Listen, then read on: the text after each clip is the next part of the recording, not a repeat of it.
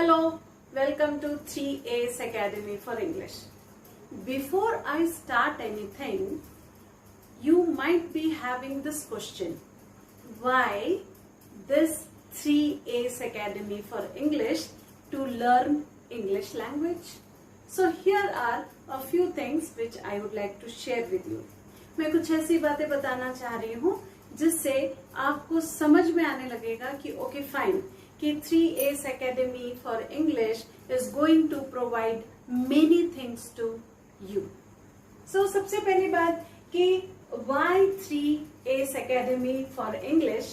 The very first thing is English, जैसे कि हम जानते हैं, is the most important language. अभी global हो गया है. So you should be knowing the basics of English. जो भी एडवांस होगा या उससे ज्यादा जो भी चीजें होंगी दैट इज सेकेंडरी थिंग, लेकिन अभी we will start with the basics. Second thing, here in 3A's Academy the teaching is very simple, learning is easy and it is like a fun. और ये जो रेयर कॉम्बिनेशन है that makes our learning and teaching special. Last thing which I would like to tell you is कि I am going to deal with the topic bilingual. I will explain in Hindi and in English also, so that it will be very easy for you to understand. What all things I am going to cover in this is in my further videos that will be helpful for all of you. The very first thing, how to get maximum benefit. That is, I'm not saying that I'm promising something extraordinary, but I'm going to tell you about the benefits. The very first thing, I will help you to enhance your confidence, then fluency, and to overcome your hesitation. This is the thing which I want to deal with. क्योंकि बहुत ज्यादा hesitate होते हैं तब हमको बोलने में दिक्कत जाती है. So we are working on this. We will be daily learning vocabulary, expressions, tip of spellings, then grammar. Grammar में सारी चीजें, what is right, what is wrong, the correct and wrong usage, and then we will do exercises together. And lastly I will be dealing with writing skills also.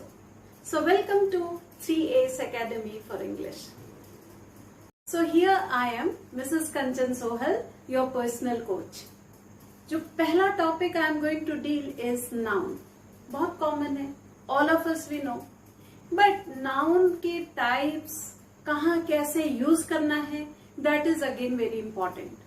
So we are going to start from the grassroots level. एकदम basics से शुरू करते हैं, एक थोड़ा recap भी हो जाएगा. तो नाउन, जब हम बात करते हैं नाउन की, तो it is talking about the name. Noun किसी भी पर्सन, प्लेस, थिंग, एनिमल या आइडिया को नॉमिनेट करता है या नाम देता है. So anything which has got name. If I say it is a marker, तो हम इसको मार्कर के नाम से जानते हैं, तो ये नाउन हो गया. तो एनीथिंग जिसको भी हम नाम दिए हुए हैं that is noun. That is also the subject of the sentence जिसके बारे में हम बात कर रहे होते हैं, तो इसलिए उसको सब्जेक्ट भी कहते हैं. Next thing which we should know, मैंने एक एक एग्जाम्पल दिया है. फॉर एन एग्जाम्पल, पर्सन के लिए किसी का भी नाम हो सकता है. अमन है, अर्जिता है, any name could be there. Next, if I am talking about the place, India, आप जिस शहर में रहते हैं उस शहर का नाम, जिस विलेज में रहते हैं उसका नाम. देन नेक्स्ट, थिंग, जैसे मैंने कहा पेन, कार, टेबल, फैन, ये सारे नाउन होते हैं. Next, animal. Many animals are there.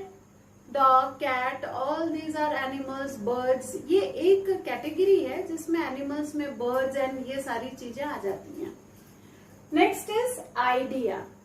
Idea is talking about, say suppose I am talking about the freshness of the in the environment.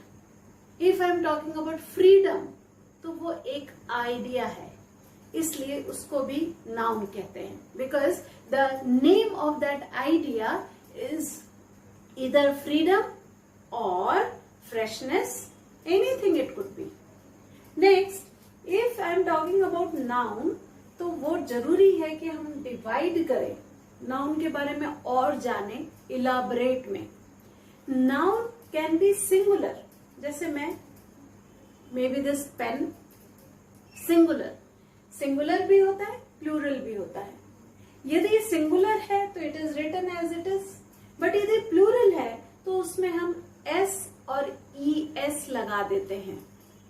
In my further video my dear friends, I am going to tell you कि कौन से noun में E S लगेगा, क्योंकि normally जो plural noun है उसमें S ही लगता है, बट कौन से नाउन में ई एस लगेगा मैं आपको अपने फर्दर वीडियो में बताऊंगी.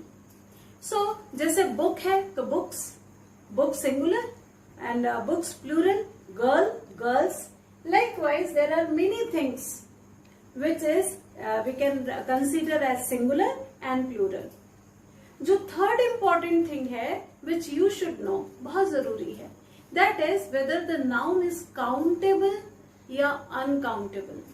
Whether we can count the thing, person, whatever, any noun, or it is uncountable. यदि वो नंबर में है तो ये इजी हो जाता है हमको काउंट करने के लिए. If it is talking about numbers तो वो काउंटेबल है. If I am talking about quantity then it is uncountable. If I am talking about quantity then it is uncountable. एक छोटा सा एग्जांपल लेते हैं नंबर्स के लिए, लाइक बुक्स, पेन्स, ये सारी चीजें काउंट कर सकते हैं, इसलिए काउंटेबल नाउन्स हैं. But if I talk about rice, if I talk about petrol, water, ये सब quantity में आता है. It is not countable. So I hope this concept, the beginning of the noun, is clear to all of you.